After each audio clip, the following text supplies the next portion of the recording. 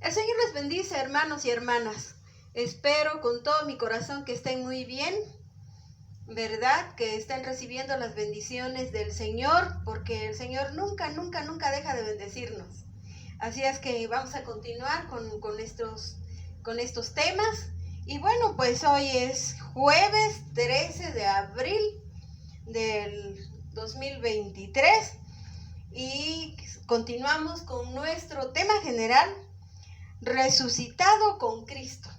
Y para hoy, para este día, el pastor ha preparado un tema muy, muy interesante que en alguna ocasión mi hermana me preguntaba sobre él. Ahora que lo vea, espero que disipe muchas de sus dudas. Fíjense que el tema se llama Los decretos contra ti clavados en la cruz. Así es que adelante, pastor. Es interesante porque la palabra decreto realmente significa el pronunciamiento de una autoridad que establece una orden.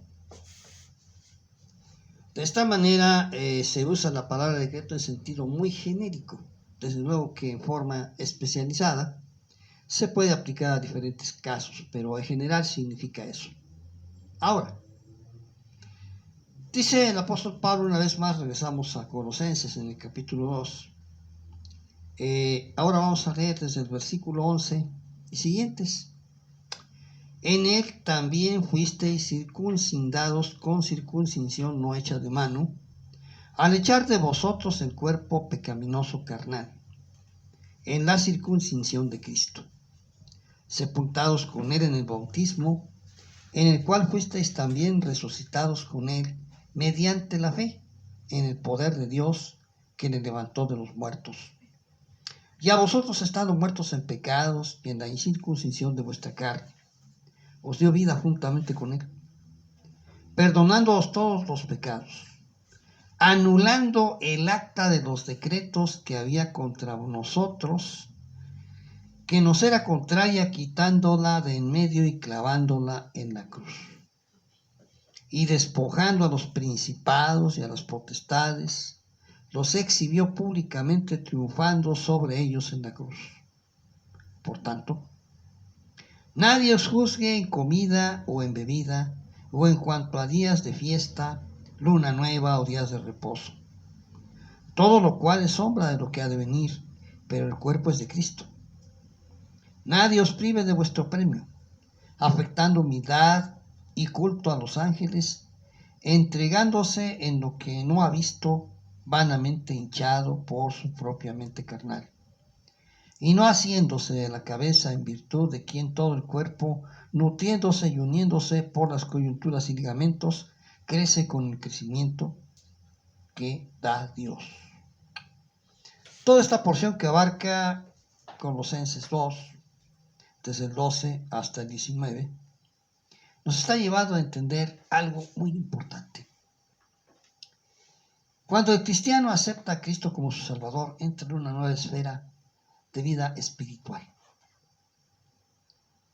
En la época de Cristo, el gran problema fue que al otorgar Jehová la ley a su pueblo, el pueblo la tomó como una marca, como un tatuaje que lo separaba para Dios. Como si dijéramos hoy, agarró el Señor y les puso una marca que decía, hecho por Dios. Y de esa manera ellos entendieron la ley. Era una marca, era un distintivo, era un honor tener la ley del Antiguo Testamento, porque eso señalaba a la persona como propiedad de Dios. Desafortunadamente esa manera de ver la bendición que da la ley cambió con los siglos, y ya para la época de Jesús se había olvidado. Y para entonces la ley se entendía como algo obligatorio, una carga moral y espiritual que la persona llevaba y tenía que cumplir. Y eso hizo que se fueran por el camino fácil de afectar externamente el cumplimiento de la ley, aunque por dentro, en el fondo del corazón, no fuera así. Eso llevó a Jesús a criticar a estas personas y decir, son sepulcros blanqueados. Porque por fuera se ven muy bonitos, recién pintados, pero por dentro tiene huesos de muerto. De esa manera Jesús estaba denunciando una falsa religiosidad que afectaba externamente piedad, pero que internamente escondía pecado. Ahora Pablo nos revela una cosa maravillosa. La cosa maravillosa es que en Cristo se restablece por completo, pero ahora ya de manera sobrenatural en nosotros esa marca. Él toma la figura de circuncisión y dice que somos circuncidados con la circuncisión de Cristo, es decir, limpiados con la limpieza de Cristo, de tal manera que ahora la marca de Cristo está en aquel que ha aceptado a Cristo como su Salvador. Y que nadie, absolutamente nadie, puede acusar a un cristiano porque a este solo lo juzga Dios. Es muy importante eso. Por eso dice, tomó el acta de los decretos que eran contrarios a nosotros y los clavó en la cruz. ¿Por qué? Porque hay que entender exactamente de dónde viene cuando alguien habla mal de un cristiano. ¿De dónde viene cuando alguien difama a un cristiano o una cristiana? Esos son los decretos, las actas, que no son contrarias. Es cierto que los cristianos no somos hermanitas de la caridad, ni ejemplos de buena conducta.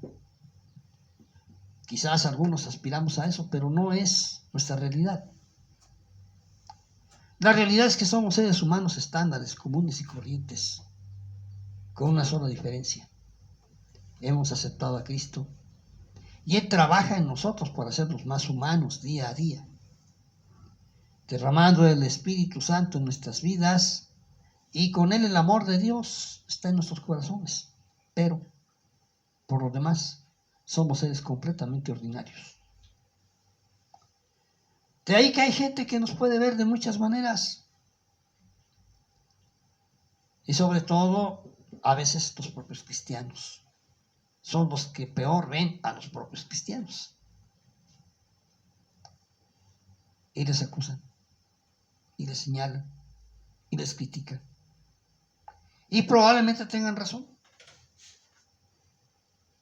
Pero aquí el asunto no es si la tienen o no la tienen. Aquí lo importante es que el Señor tomó nuestros pecados, el Señor tomó nuestras maldades sobre sí. Por eso es muy elocuente como dice aquí. Dice en el versículo 14, anulando el acta de los decretos que había contra nosotros, que nos era contraria, quitándola de en medio y clavándola en la cruz. 15, y despojando a los principados y a las potestades, los exhibió públicamente, triunfando sobre ellos en la cruz.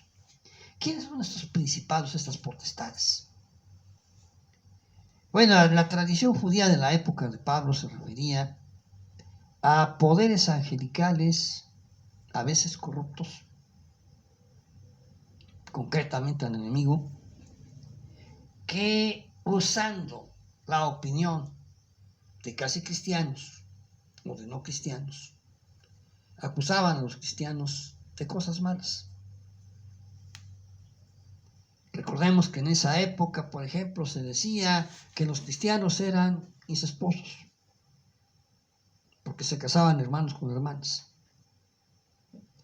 Por la práctica que hasta la fecha tenemos de llamar hermano a alguien que asista a nuestra misma iglesia, y en general a cualquier cristiano, pues sí, efectivamente nos casamos con las hermanas, pero no en la carne, sino en la fe. Pero para la gente del mundo se veía como un acto incestuoso. Pero algo horrible para ellos en esa época era cuando las personas escuchaban: se comen el cuerpo de Cristo y beben su sangre. Imagínense qué blasfemo, se comen a su Dios. Nadie, ningún religioso, ninguna religión de ninguna época ha pretendido comerse a su Dios. Pero esto que en la época de Pablo pudiera haber sido realmente escandaloso, hoy nadie lo tomaría en serio. Sin embargo, los principados y potestades nos siguen agrediendo. Aún entre los mismos cristianos llega a ocurrir que malas percepciones generan intrigas, lo que llamamos chismes. Pero dice Pablo que esto es inducido por el mal. Por eso los principados y las potestades quedan exhibidos como mentirosos, cuando el acta de los decretos es clavada en la cruz. Pero lo más importante de todo esto, dice el versículo 16, por tanto nadie os juzgue en comida y en bebida, o en cuanto a días de fiesta, luna nueva o días de reposo. Todo lo cual es sombra de lo que ha de venir, pero el cuerpo es de Cristo. Es maravilloso, dice, ahora tú eres del Señor. Y como tú eres del Señor, ciertamente podrán tener malas percepciones de tu personalidad. Pero aquí lo importante es que nadie te puede juzgar sino solamente Dios. Desde luego que el cristiano tiene que esforzarse por superar los estándares morales de su comunidad, pero no con la angustia de querer aparentar lo que no es, sino con la sinceridad de quien quiere alcanzar la medida de Cristo. Y eso se opera cuando somos resucitados con Cristo. Cuando dejamos que su poder, el poder de su Espíritu en nuestra vida, se haga una realidad y esa realidad se transforme en un hecho concreto en el cual el cristiano pueda ver y sentir cómo va siendo circuncidado de su propia carne, de sus apetitos desordenados, de sus intenciones a veces buenas, pero mal canalizadas. Resucitado con Cristo es importante entenderlo. Es un proceso en el que el cristiano empieza cuando se levanta del bautizo. Cuando se levanta de su bautizo, el cristiano empieza un proceso en el cual se va acercando cada día más y más al modelo que Dios nos da en Jesucristo. Por tanto, que nadie te juzgue. Y si alguien te juzga, piensa que el único juicio que vale es el de Dios. Y que la opinión de los demás es muy valiosa porque nos sirve como parámetro para ver cuáles son estos defectos que tenemos que corregir. Pero carece de efecto terminal. Porque el único juicio que tiene efectos terminales en nosotros es el de Dios. Oramos. Bendito Padre Celestial, nuevamente damos gracias, Señor, por tu palabra. Nuevamente, Señor, hablas a nuestro corazón y te damos gracias, Señor, porque nos liberas de todo aquello que puede, de toda opinión que puede pesarnos y que muchas veces, Señor, esas opiniones destruyen vidas. Pero nosotros, Padre, sabemos que nuestra vida está en tus manos. Sabemos, Señor, que como decía el pastor, lo que vale es lo que tú dices. En tus manos nos depositamos, Padre, para que vayas moldeando, Señor, nuestro carácter, nuestra personalidad. Y de esta manera, bendito Dios, podamos vivir el cristianismo conforme a tu voluntad.